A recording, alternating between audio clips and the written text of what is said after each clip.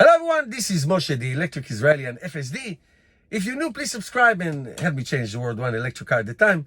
Please follow me on Twitter, and if you're in the market for buying a Tesla car, please use my referral code. You can win some points.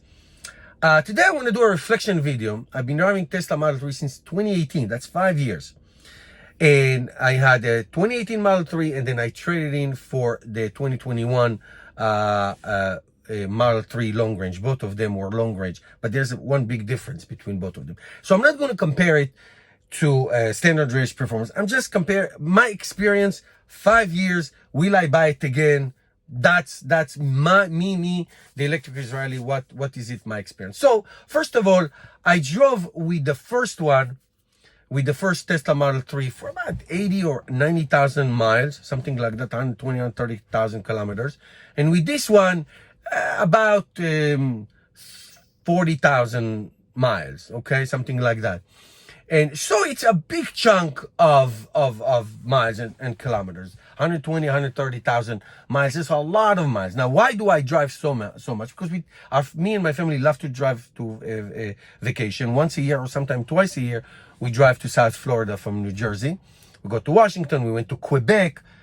We drive all the time. We love driving. So the Model 3, the 2018 Model 3, which looks exactly, in terms of the measurements, it looks exactly like this car. Same, like exactly the same. So that's not the issue. The two main differences. Now there's a lot of technological differences, but the two main differences that one you can see and one you can, that make a difference.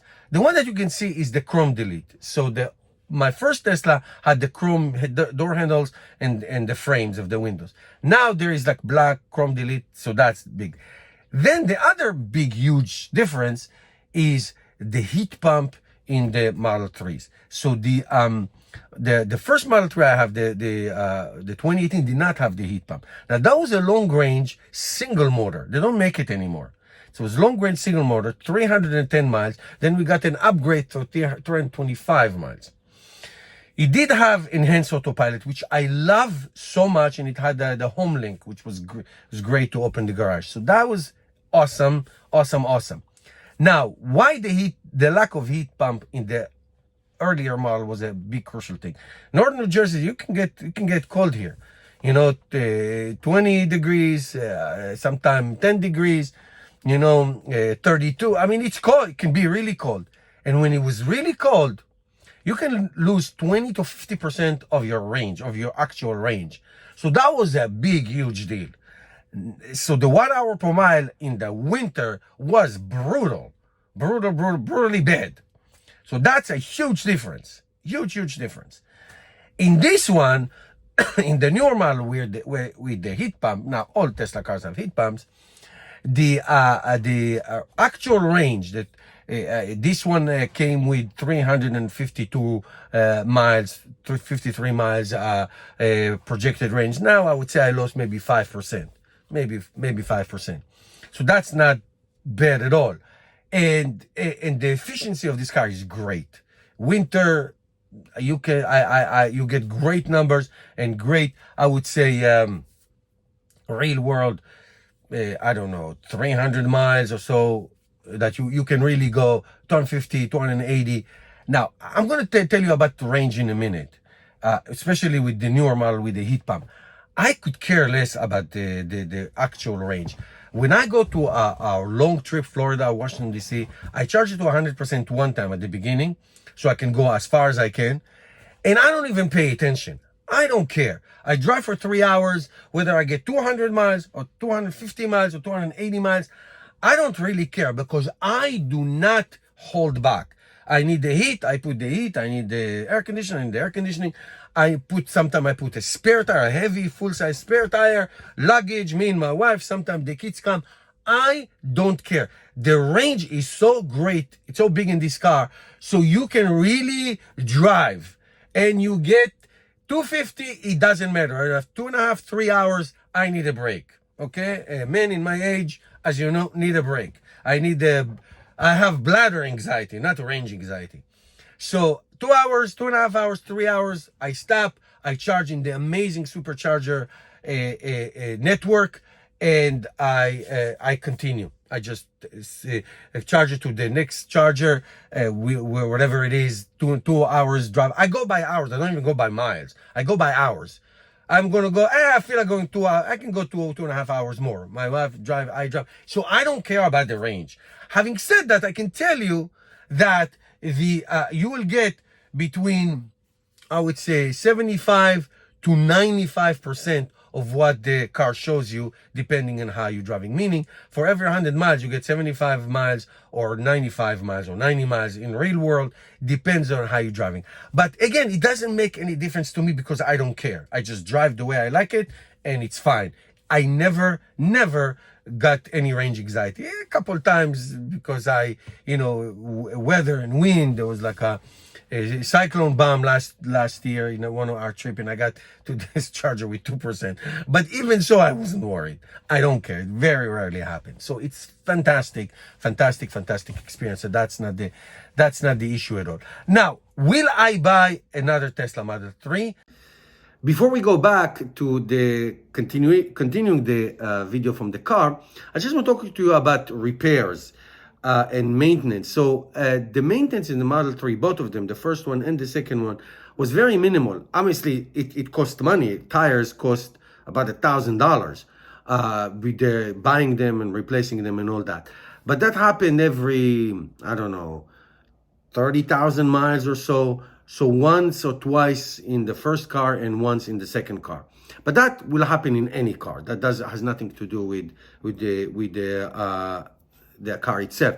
Now, there is a myth that you will replace tires more frequently in electric cars because of the regeneration and the heaviness of the car. I don't find it to be true. I own many cars. I don't find this to be true. I do make sure to rotate the tires and to do alignment and all that, so to keep them nice and smooth. So if you do the right things, you will keep them for a long time. So there's no issue there. Now, and also cabin filter, which cost $30, $40, $80. I don't even remember how much, $56 last time. I don't remember. It's very minimal. And I did it once or twice in the first car and once in this one. Now, repairs are repairs. I had scratches on my older car and I fixed it. I cracked windshield. I got a rock on the highway. That cost money. So it depends. So that could be, the windshield cost, I think, $1,700. That was a whole windshield. So that costed, but that can again happen to me in my Chevy Volt.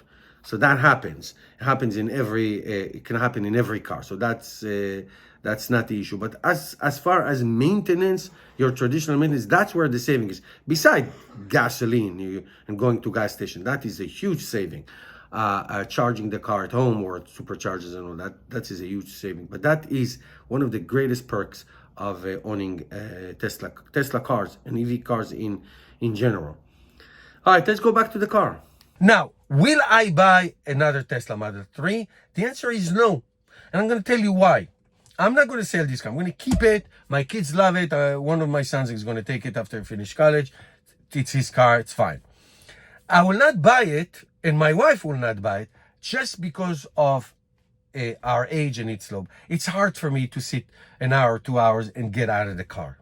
It's hard for me. My back hurts. I feel stiff. Not in the Model Y. I drive the Model Y now. I just told my wife to drive this. She's fine. I will not buy this car anymore. It's too low for me. It's not small inside. Look, I'm 6'2". I'm great. This is great stuff.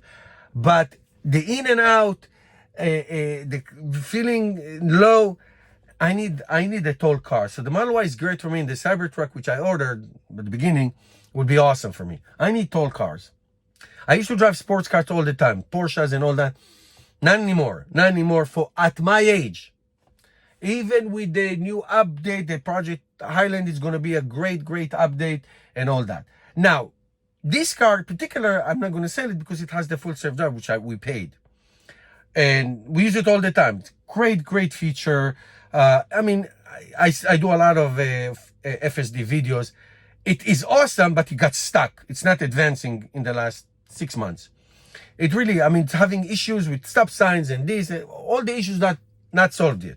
But on the highway, it got so much better, and taking this car on a long trip with the FSD is awesome. The Model Y doesn't have FSD, but I rent it when I go to a long. I just subscribe to it for 1 month, and I go to when I go to a long trip. So I will not buy this car because it doesn't fit my physical needs. But range, acceleration, features, comfort, safety, awesome, awesome car. You know, we are 4 adults. When the kids were little, it was great. This is a great family car, great trunk space, front space. It's a great car for young family. To me, for my needs, doesn't fit my needs anymore. So of course we're going to keep it. The boys are going to take it. I'm getting my Cybertruck, and this is going to my son. So if you have questions, please ask. This is my experience and my reaction after all these miles. Thank you guys for watching, and I'll see you in the next video.